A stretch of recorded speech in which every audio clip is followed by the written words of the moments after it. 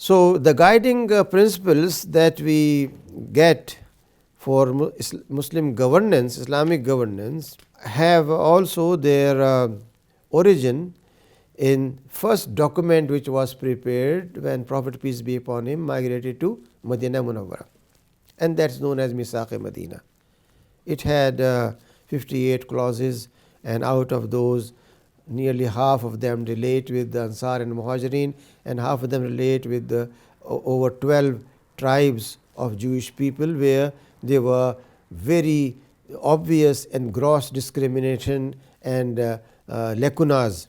All those discriminations were removed by this Misaq-e-Madina between those tribes, and they were declared one and same in their rights and obligations in front of the Islamic governance, which means that the Islamic state of Medina was a pluralistic society where not only Muslims but Jews were living as citizens, but Jews were also obliged to follow Sharia.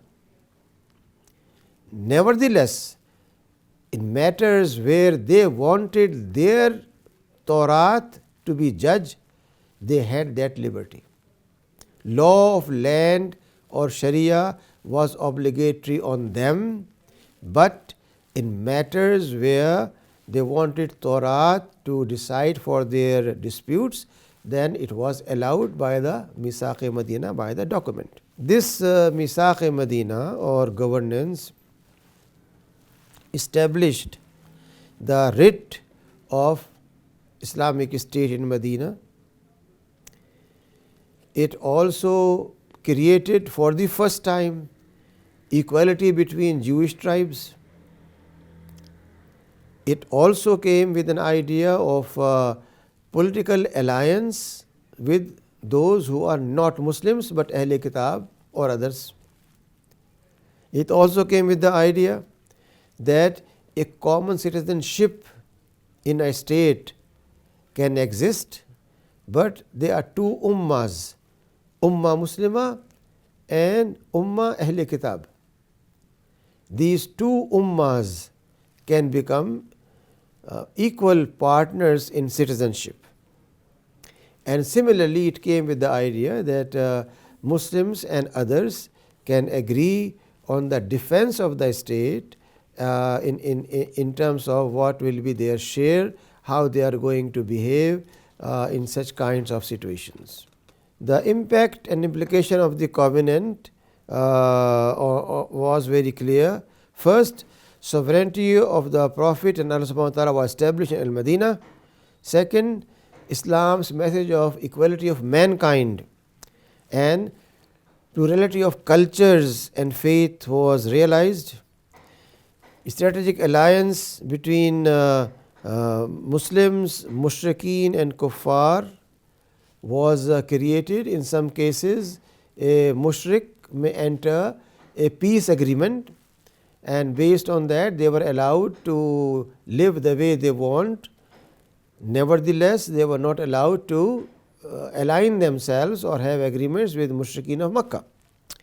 And then Jewish tribes were given freedom of justice to follow their own rules or accept the rules of Medina state. Functions of a state are very clearly identified by Muslim scholars. In front of you are 8 basic functions.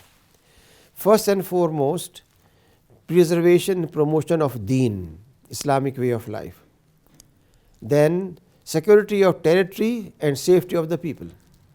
And then levying of taxes, collection of zakat and sadaqat and the distribution. And then their enforcement of Sharia law, prescribed and punishments, jihad against those who oppose Islamic rule,